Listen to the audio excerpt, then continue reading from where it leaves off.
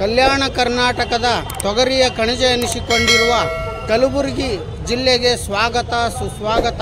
ವೀಕ್ಷಕರೇ, ನಾನು ನಿಮ್ಮನ್ನು ತೋರಿಸೋಕೆ ಹೋಗ್ತಾ ಇರುವುದು ರಾಷ್ಟ್ರಕೂಟರ ರಾಜಧಾನಿಯಾಗಿರುವ ಮಳಖೇಡ್. ಅಂದರೆ ಆ ಕಾಲದಲ್ಲಿ ಆ ನಗರದ ಹೆಸರು ಮಾನ್ಯಖೇಟ ಅಂತ ಇತ್ತು. ಸೊ ಆ ಮಾನ್ಯಖೇಟದ ಕೋಟೆಯನ್ನು ನಿಮ್ಮನ್ನು ತೋರಿಸೋಕೆ ಹೋಗ್ತಾ ಇದ್ದೀನಿ.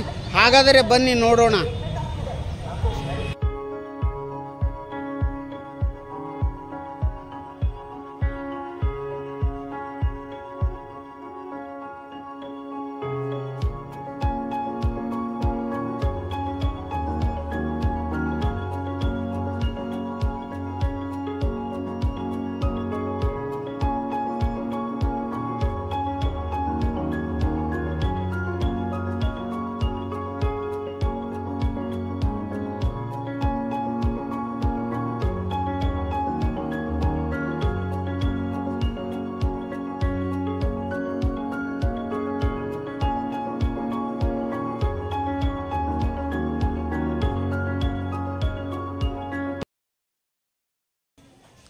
ರಾಷ್ಟ್ರಕೂಟರ ರಾಜಧಾನಿ ಮಾನ್ಯಖೇಟ ಅಂದರೆ ಮಳಖೇಡಕ್ಕೆ ಸ್ವಾಗತ. ಇದೇ ನೋಡಿ ರಾಷ್ಟ್ರಕೂಟರ ರಾಜಧಾನಿ.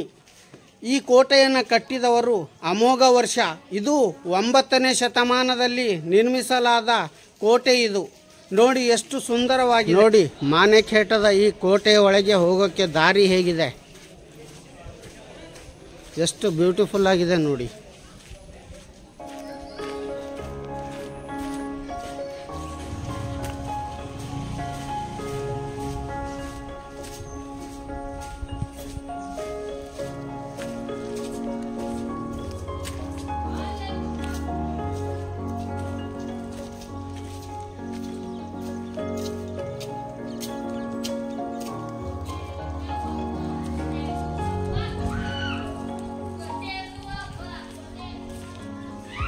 ನೋಡಿ ಇದು ಕೋಟೆಯ ಒಳಗೆ ಹೋಗೋಕ್ಕೆ ಯಾವ ಥರ ದಾರಿ ಮಾಡಿದ್ದಾರೆ. ಯುದ್ಧದ ಸಮಯದಲ್ಲಿ ಜಾಗೃತರಾಗಲು ಈ ಸ್ಥಳ ಇದೆ. ನೋಡಿ ಎಷ್ಟು ಬ್ಯೂಟಿಫುಲ್ ಆಗಿದೆ. ಮೇಲ್ಗಡೆ ಹೋಗಿ ನೋಡೋಣ ಹೇಗಿದೆ ಅಂತ ಗೊತ್ತಾಗುತ್ತೆ.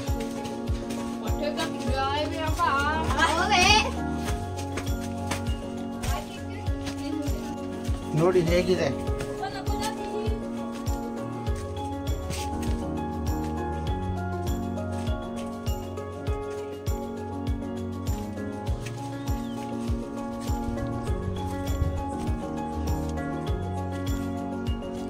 ನಾನಿವಾಗ ಬಂದಿರೋದು ಮೇಲ್ಗಡೆ.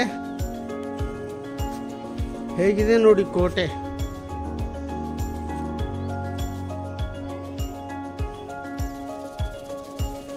ಸರೌಂಡಿಂಗ್ ಪ್ಲೇಸ್ ಹೇಗಿದೆ ನೋಡಿ.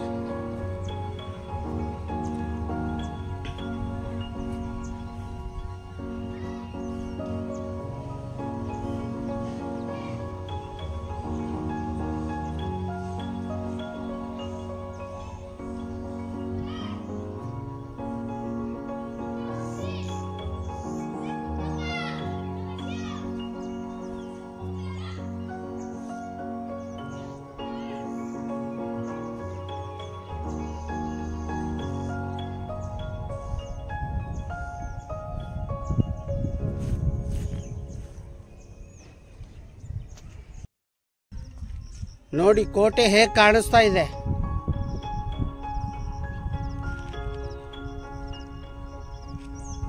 ನೋಡಿ ಅಲ್ಲಿ ಬಾಗಿಲು ಹೇಗಿದೆ ಮೇಲ್ಗಡೆ ಹೋಗೋಕ್ಕೆ ಕಾಣಿಸ್ತಾ ಇದೆ ಅಲ್ಲ.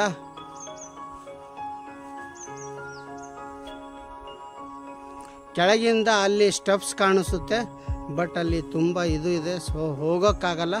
ನೋಡಿ ಹೇಗಿದೆ. ಜಿಲ್ಲಾಡಳಿತ ಯಾವುದೇ ಅಭಿವೃದ್ಧಿ ಕಾರ್ಯ ಈ ಸ್ಥಳದಲ್ಲಿ ಕೈಗೊಂಡಿಲ್ಲ ಅಂತ ಹೇಳಬಹುದು. ಯಾಕೆಂದರೆ ಹೇಗೆ ನೆನೆಗುಂದಿಗೆ ಬಿದ್ದಿದೆ ನೋಡಿ.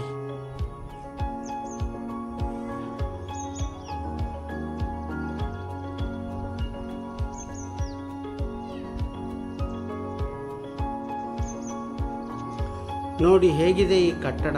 ಇದು ಯಾವುದೋ ಒಂದು ಸಭಾಂಗಣ ಇದ್ದ ಹಾಗಿದೆ. ಬಟ್ ಇದರಲ್ಲಿ ಯಾವುದೇ ಲಿಖಿತವಾದ ಮಾಹಿತಿ ಇಲ್ಲ. ಸೊ ಅದಕ್ಕೋಸ್ಕರ ನಾನು ಒಳಗಡೆಯಿಂದ ಶೂಟ್ ಮಾಡಿ ನಿಮ್ಮನ್ನು ತೋರಿಸ್ತಾ ಇದ್ದೀನಿ. ನೋಡಿ ಹೇಗಿದೆ.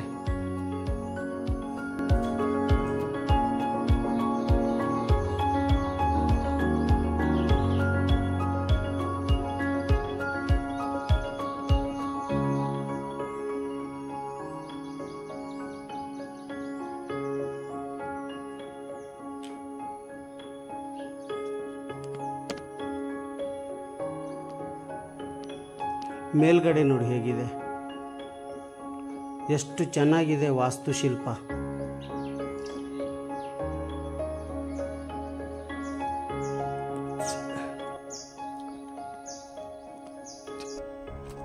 ನಾನಿವಾಗ ಈ ರಾಷ್ಟ್ರಕೂಟರ ಕೋಟೆಯಲ್ಲಿ ಆಂಜನೇಯ ಸ್ವಾಮಿ ದೇವಸ್ಥಾನ ಇದೆ. ಅದು ಕೋಟೆಯಿಂದ ಸ್ವಲ್ಪ ಒಳಗಡೆ ಹೋಗಬೇಕು. ಅಲ್ಲಿಗೆ ನಡ್ಕೊಂಡು ಹೋಗ್ತಾ ಇದ್ದೀನಿ. ಸ್ವಲ್ಪ ದೂರ ಇದೆ.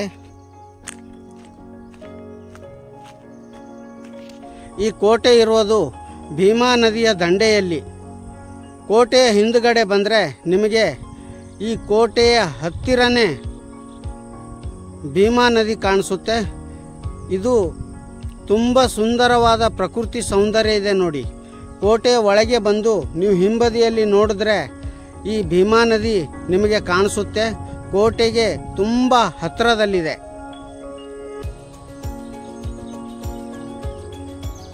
ನಾನಿವಾಗ ಆಂಜನೇಯ ಸ್ವಾಮಿ ದೇವಸ್ಥಾನದ ಒಳಗಡೆ ಹೋಗ್ತಾ ಇದ್ದೀನಿ. ಇದು ನಿಜವಾಗಿಯೂ ಹಳೆ ದೇವಸ್ಥಾನವೇ, ಆದರೆ ಇದು ಕುಸಿದು ಬಿದ್ದ ಕಾರಣ ಮತ್ತೊಂದು ಹೊಸದಾಗಿ ನಿರ್ಮಿಸಿದ್ದಾರೆ. ನೋಡಿ ಶಿಲೆ ಕಾಣಿಸ್ತಾ ಇದೆಯಲ್ಲ, ತುಂಬ ಹಳೆಯ ಶಿಲೆ ಇದು. ಇದು ರಾಷ್ಟ್ರಕೂಟರ ಕಾಲದಲ್ಲಿ ಕಟ್ಟಿದಂತಹ ಈ ದೇವಸ್ಥಾನ. ಶಿಲೆ ಒಂದು ಮೂರ್ತಿ ಒಂದು ಅಷ್ಟೇ ಉಳಿದಿದೆ. ಸೊ ಆ ಮೂರ್ತಿಯನ್ನು ತೆಗೆದು ಹೊಸ ಮಂದಿರ ನಿರ್ಮಿಸಿದ್ದಾರೆ. ನೋಡಿ, ನೀವು ನೋಡ್ತಾ ಇದ್ದೀರಲ್ಲ, ಇದೇ ಈಶ್ವರ ದೇವಸ್ಥಾನ. ಈ ಕಟ್ಟಡದ ಪರಿಸ್ಥಿತಿ ಹೇಗಿದೆ ನೋಡಿ.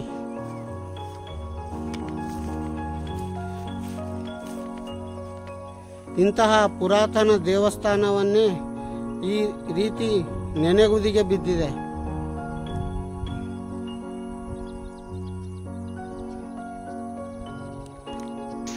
ಕಲ್ಯಾಣ ಕರ್ನಾಟಕದಲ್ಲಿ ಇಂತಹ ಪ್ರೇಕ್ಷಣೀಯ ಸ್ಥಳಗಳ ಬಗ್ಗೆ ಸರ್ಕಾರ ಯಾವುದೇ ಅಭಿವೃದ್ಧಿ ಕಾರ್ಯ ಕೈಗೊಳ್ತಾ ಇಲ್ಲ ಅಂದರೆ ನನಗೆ ತುಂಬ ಬೇಜಾರಾಗ್ತಾ ಇದೆ ರೀ. ನೋಡಿ ಪರಿಸ್ಥಿತಿ ಹೇಗಿದೆ.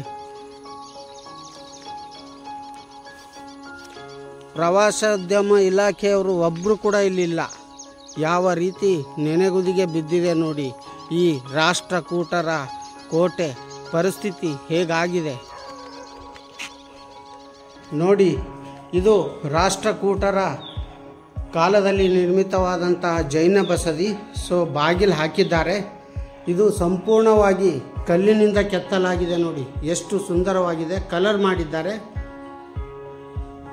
ನೋಡಿ ಯಾವ ರೀತಿ ಇದೆ ಈ ಜೈನ ಬಸದಿ.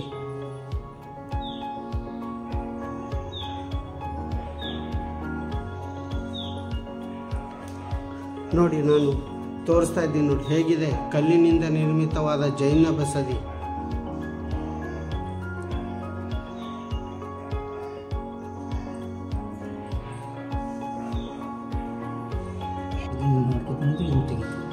ನೋಡಿ ಜೈನ ಬಸದಿ ಇದು ನಿರ್ಮಿತವಾಗಿದ್ದು 850ರಲ್ಲಿ ರಾಷ್ಟ್ರಕೂಟರ ಆಳ್ವಿಕೆಯಲ್ಲಿ ನಿರ್ಮಿತವಾಗಿದ್ದ ಈ ಜೈನ ಬಸದಿ ಪಾರ್ಶ್ವನಾಥ ತೀರ್ಥಂಕರು 23ನೇ ತೀರ್ಥಂಕರ ಬಸದಿ ಇದಾಗಿದೆ. ಫ್ರೆಂಡ್ಸ್, ನಾನು ನಿಮಗೆ ತೋರಿಸಿದ ಸ್ಥಳ ಹೇಗಿತ್ತು ಅಂತ ಕಾಮೆಂಟ್ ಮಾಡಿ ತಿಳಿಸಿ. ಇಂತಹ ಇನ್ನಷ್ಟು ಅದ್ಭುತ ಸ್ಥಳಗಳನ್ನು ನಿಮ್ಮನ್ನು ತೋರಿಸಲು ನಮ್ಮ ಚಾನಲನ್ನು ಸಬ್ಸ್ಕ್ರೈಬ್ ಮಾಡಿ, ಲೈಕ್ ಮಾಡಿ, ಎಲ್ಲ ಕಡೆ ಶೇರ್ ಮಾಡಿ. ಏಕೆಂದರೆ ನನಗೆ ತುಂಬ ಪ್ರೇರಣೆ ಸಿಗುತ್ತೆ ಇಂತಹ ಇನ್ನಷ್ಟು ಅದ್ಭುತ ಸ್ಥಳಗಳನ್ನು ನಿಮ್ಮನ್ನು ತೋರಿಸೋಕೆ. ಧನ್ಯವಾದಗಳು.